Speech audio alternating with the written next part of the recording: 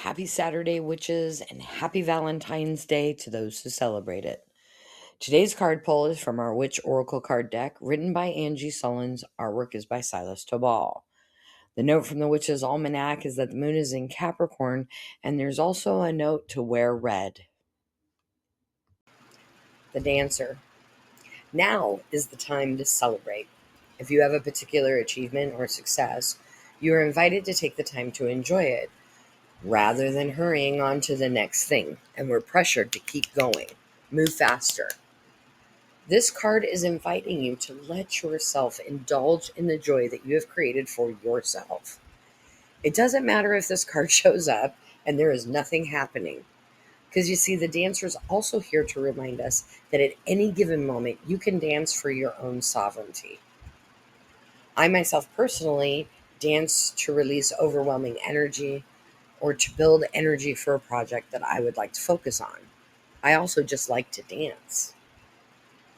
The dance is birthed from knowing your deservedness and embodying your inherent worth.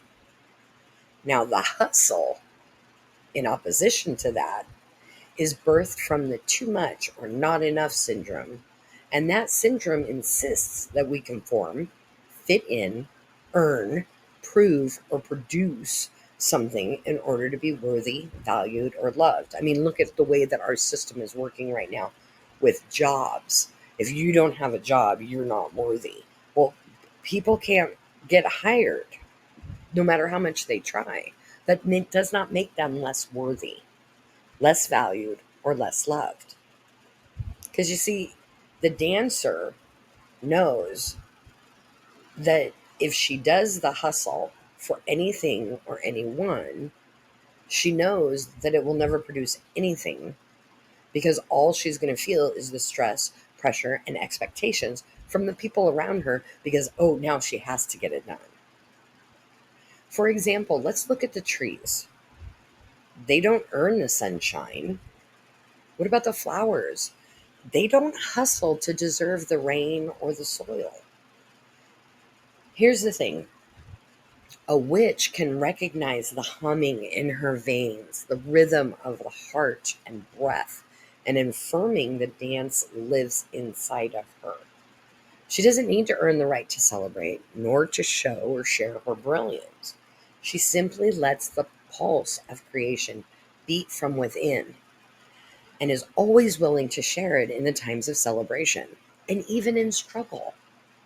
A wise poet once said, "Dance when you're broken open. Dance when you're perfectly free." Trying to fit in or prove ourselves to the societal norms that we are hearing every single day, we forget that we have an inner child that is always ready to celebrate the smallest of victories. We're told, "Oh, don't brag. It's not polite." We're allowed to be proud of what we do. We don't have to brag or make other people feel bad, but we certainly can look at the smallest of victories and celebrate it, even if it's that little chair dance when you realize that something worked out the way that you wanted. Today, this card is challenging us to dance every day, whether it's to a song in your headphones, in the elevator, or if it's in the kitchen while you're making dinner. Myself personally, I dance when I make food all the time. While you are dancing, focus on something that happened today that brought you joy.